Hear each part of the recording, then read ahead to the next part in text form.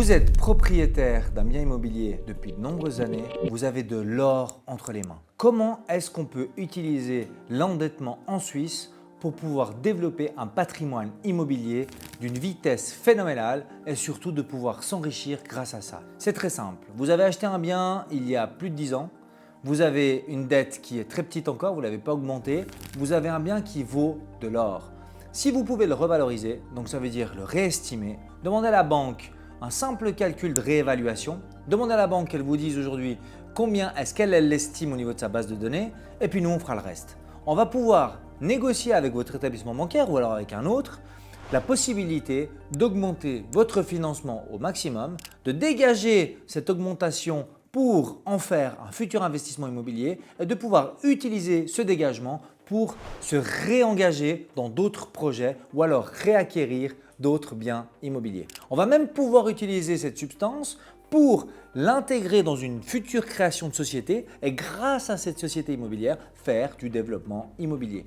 Racheter, construire, rénover ou peu importe. Vraiment, vous avez de l'or entre les mains, c'est très important de le comprendre. Si vous voulez développer ou alors si vous voulez le faire en parallèle pour vos enfants, ça peut aussi être intéressant parce qu'on va pouvoir utiliser cette augmentation de dette pour de la donation, pour de la planification financière et pour pouvoir aider vos héritiers à bénéficier de cette aide pour acheter un bien immobilier. Faites-le tant qu'ils sont encore en âge de pouvoir le faire. Tant que vous êtes vivant, tant que vous pouvez le faire, aidez-les. C'est maintenant qu'ils ont besoin de pouvoir acquérir. Les taux sont très très bas.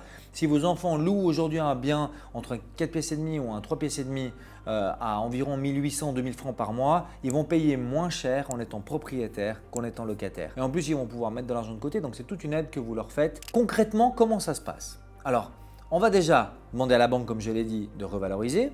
Ensuite, on va demander à la banque de remonter un dossier. Donc, on va reprendre vos données, vos revenus pour savoir est-ce que vous tenez la charge par rapport à l'endettement maximum. Si on prend l'exemple concret, vous avez un bien qui vaut aujourd'hui 1 million. Vous l'aviez acheté à l'époque à 600 000 francs. Vous aviez une dette de 480 000.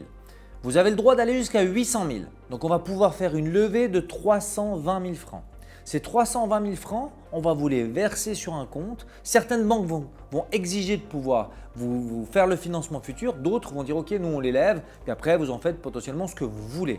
Alors, est-ce que c'est une bonne idée d'aller jusqu'au max? Pas forcément. Mais en tout cas, voilà, vous avez 2 enfants, vous avez 320 000 francs, vous leur donnez chacun 160 000. Ça peut être une excellente solution.